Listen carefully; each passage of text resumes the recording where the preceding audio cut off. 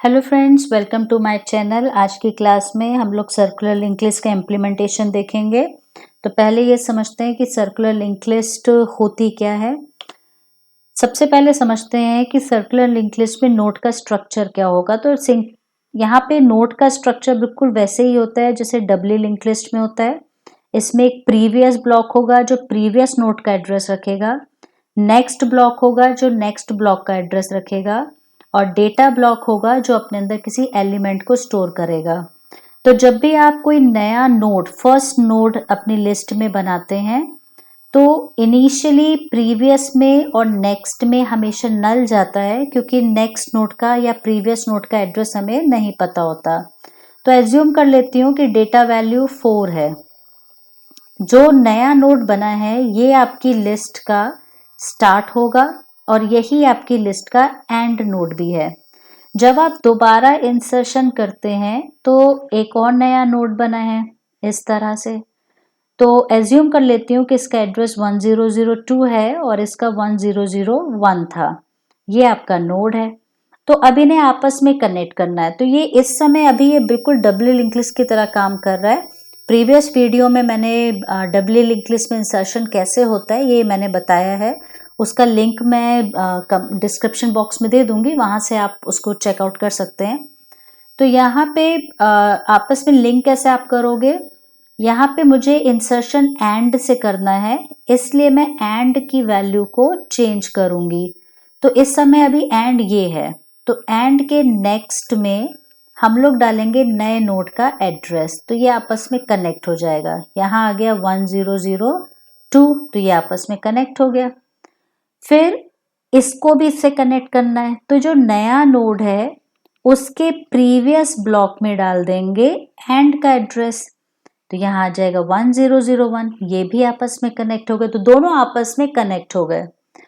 अब यहाँ पे ये वाला जो नया नोड है, कनेक्ट होने के बाद इसको एंड बना देते हैं कि अब ये आपकी लिस्ट का एंड बन जाएगा। तो ये आपकी लिस्ट का एंड बन गया, ये एंड हो गया। इसी तरह से इंसर्शन होता रहेगा। अब यहाँ पे आता है सर्कुलर लिंक लिस्ट का पार्ट। सर्कुलर लिंक लिस्ट में आपस में तो नोड्स प्रीवियस और नेक्स्ट ब्लॉक से कनेक्ट होते ही हैं, लेकिन अब जो आखिरी नोड होगा एंड वाला, उसके अंदर स्टार्ट का एड्रेस होगा, और जो सबसे पहला नोड है आपकी लिस्ट का स्टार्ट, उसके अंदर लिस्ट के एंड नोड का एड्रेस होगा। तो ये आपस में सर्कुलर वे में भी कनेक्ट होते हैं। तो यहाँ पे आपको सिर्फ इतना करना है कि जो स्टार्ट नोड है उसके प्रीवियस में एंड का एड्रेस चला जाएगा, और जो एंड वाला है उसके नेक्स्ट में स्टार्ट का एड्रेस चला जाएगा। तो जब लिस्ट को आप सर्कुलर वे में ट्रेवल्स कराते हैं कि दोनों नोड आपस में, स्टार्ट और एंड आपस में कनेक्ट है, तो ये सर्कुलर लिंक लिस्ट होती है। और चलिए अब इसका देखते हैं कि इसको जावा में आप कैसे परफॉर्म करोगे इसको। तो सबसे पहले तो हमें अपनी नोड का स्ट्रक्चर बनाना पड़ेगा कि हम किस तरह का नोड बनाने जा रहे हैं। तो मैंने यहाँ पे एक क्लास ले ली है सर्कुलर लिस्ट डॉट जावा। अब इसके अंदर मैं बनाती हूँ क्लास नोड, और ये नोड है। इसके अंदर एक तो डेटा वैल्यू चाहिए मुझे, एक प्रीवियस ब्लॉक चाहिए जो प्रीवियस नोड का एड्रेस रखेगा, और एक नेक्स्ट ब्लॉक चाहिए। ये प्रीवियस और नेक्स्ट दोनों ही नोड टाइप के होंगे क्योंकि ये अपने अंदर किसी दूसरे नोड का एड्रेस रख रहे हैं। तो यहाँ पे स्ट्रक्चर हो गया। प्लस यहाँ पे मैं कंस्ट्रक्टर बना रही हूँ कि जब भी कोई नया नोड क्रिएट होता है तो इनिशियली जो डेटा वैल्यू है उसकी वैल्यू डिफॉल्ट 0 सेट होनी चाहिए, और जो प्रीवियस ब्लॉक है should be null and next block also should be null. तो ये इसका स्ट्रक्चर डिफाइंड हो गया। अब मैं यहाँ पे अपनी क्लास बनाऊंगी, जो मेन मेरी क्लास है सर्कुलर लिंक लिस्ट।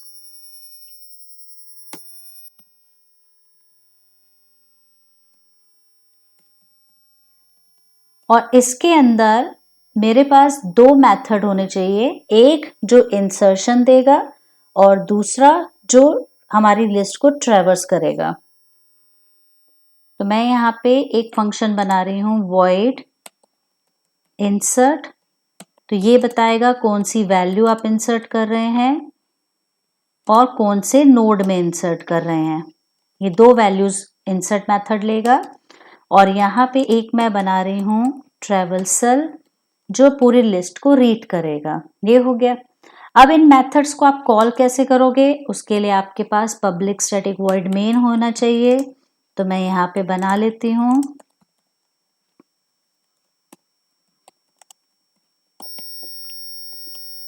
और मेन के अंदर आप क्या करेंगे, मेन के अंदर आपको इंसर्ट मेथड को कॉल करना है अपनी वैल्यूज के साथ।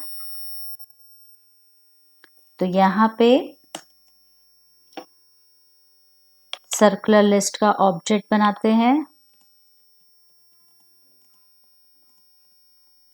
और इसके दोनों मेथड्स को कॉल करेंगे। तो इंसर्ट के अंदर आपको बताना है कि आप कौन सा नोड इंसर्ट करने जा रहे हैं, तो उसके लिए एक नोड बना लेते हैं।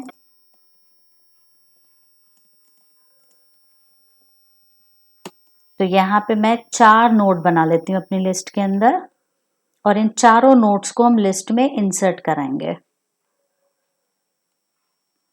तो node 1, node 2, node 3 and node 4। अब आप बताओगे कि मैं 2 इंसर्ट करना चाहती हूँ नोड 1 के अंदर। इसी तरह से 3 कर रहे हैं नोड 2 के अंदर।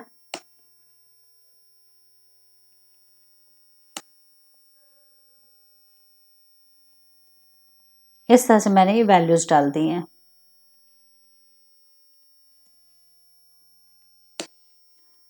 अब आप क्या करोगे, नोड हमारा इंसर्ट हो गया। इंसर्ट होने के बाद इसको ट्रेवल्स करा देंगे। तो पूरी लिस्ट जो आपकी है वो प्रिंट होके आ जाएगी कि क्या आपके लिस्ट में नोड इंसर्ट हुआ है।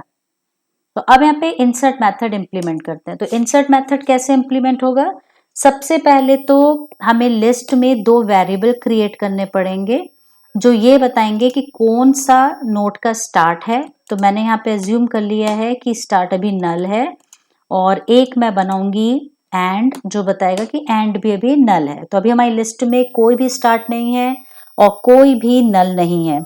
पहला नोड इंसर्ट होने के लिए आया है, तो जो भी नोड इंसर्ट होने के लिए आया है उसके डेटा में हम वो वैल्यू डाल देते हैं जो आप इंसर्ट कराने के लिए भेज रहे हैं। अब आप यहाँ पे चेकिंग लगाएंगे कि क्या अभी नोड का लिस्ट में स्टार्ट क्या अभी नल है। तो अगर स्टार्ट नल है दैट मीन्स अभी लिस्ट में कोई एलिमेंट अवेलेबल नहीं है। तो जो भी आपने नया नोड बनाया है वही आपकी लिस्ट का स्टार्ट हो जाएगा और वही आपकी लिस्ट का एंड भी बन जाएगा। लेकिन अगर दूसरा नोड आप इंसर्ट कर रहे हैं जबकि स्टार्ट नल नहीं है, इसका मतलब आपके पास ऑलरेडी एक एलिमेंट अवेलेबल है, आप दूसरा एलिमेंट इंसर्ट करने जा रहे हो, तो क्या होगा, इंसर्शन हमें एंड से देना है, इसलिए एंड के नेक्स्ट में नए नोड का एड्रेस डालेंगे, फिर नए नोड के प्रीवियस में एंड का एड्रेस डालेंगे। तो इस तरह से नया नोड और लिस्ट का जो एंड है वो आपस में कनेक्ट हो जाएंगे और फिर जो नया नोड है उसी को लिस्ट का नोड एंड बना देंगे। तो ये हो गया एक नॉर्मल डबली लिंक लिस्ट की तरह कनेक्शन हो गया प्रीवियस और नेक्स्ट नोड्स का।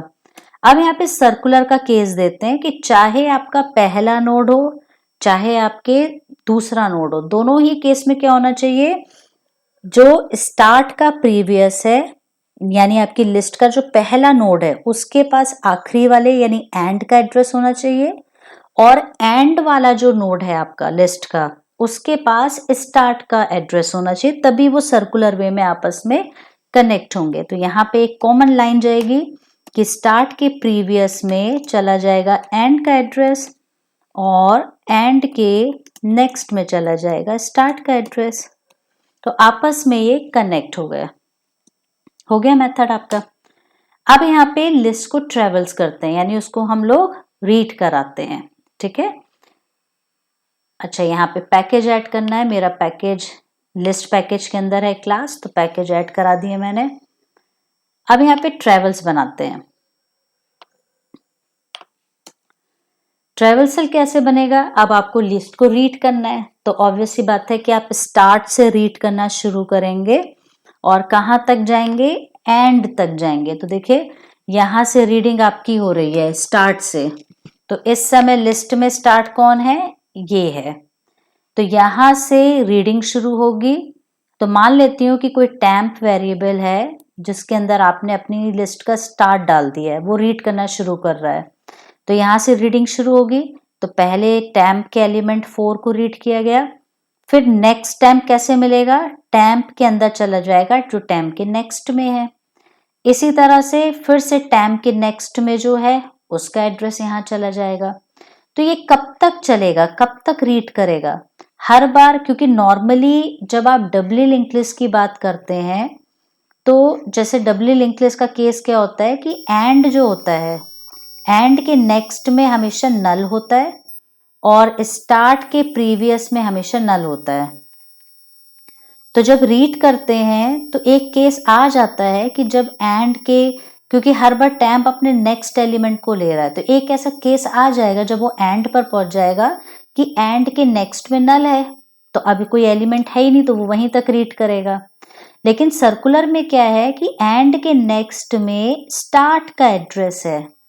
तो अब यहाँ पे कंडीशन आपको ऐसे लगानी है कि ये कहीं इनफाइनाइट लूप ना हो जाए, कि ये घूमता ही रह जाए इस तरह से, उसे कभी भी एंड मिलेगा ही नहीं कि कब तक रीड करना है। तो हम लोग क्या करेंगे कि हम लोग यहाँ से कहेंगे स्टार्ट से रीड करना शुरू करो और तब तक रीड करो जब तक कि टेम्प के नेक्स्ट में दोबारा से स्टार्ट नहीं मिल जाता। जैसे ही टेम्प के नेक्स्ट में दोबारा स्टार्ट मिलेगा, लूप से ब्रेक कर जाएंगे। तो देखिए इसको बनाते हैं। सबसे पहले मैंने यहाँ पे एक टेम्प वेरिएबल लिया है जो रीड करना शुरू करेगा। कहाँ से रीड करना शुरू करेगा? स्टार्ट से। अब वाइल लूप चलाओ, ट्रू मीन्स चलता रहेगा लूप, ठीक है, कोई कंडीशन मैंने नहीं दी है, जब तक कंडीशन ट्रू है तब तक लूप चलता रहेगा। क्या करना है आपको? सबसे पहले टेम्प के अंदर कौन है? स्टार्ट है, तो यहां पे प्रिंट कराते हैं, एलएन हटा देती हूँ, प्रिंट जो भी टेम्प का डेटा है उसे प्रिंट कर दो। फिर नया टेम्प कैसे मिलेगा? नया टेम्प मिलेगा जो टेम्प के नेक्स्ट में है, तो वो हर बार अपने नए नोड के नेक्स्ट वाले एलिमेंट को देखता रहेगा और यहाँ पे वो नेक्स्ट एलिमेंट निकालता रहेगा। अब यहाँ पे आप चेकिंग लगा दो कि टेम्प के जब नेक्स्ट नोड पर वो जाएगा तो चेकिंग लगाएगा यहाँ पे कि अगर टेम्प इक्वल्स हो जाता है स्टार्ट के, क्योंकि एंड वाले नोड पर जब आएगा, जब वो एंड का नेक्स्ट पड़ेगा तो वहां पे फिर से उसको स्टार्ट मिल जाएगा। तो जब टेम्प में अगर फिर से स्टार्ट आ जाता है तो ब्रेक कर दो लूप से, तो अब यहाँ पे लूप से वो ब्रेक हो जाएगा। तो आपकी प्रिंटिंग स्टार्ट से लेके केवल एंड तक जाएगी। चलिए इसको चला के देखते हैं इस प्रोग्राम को।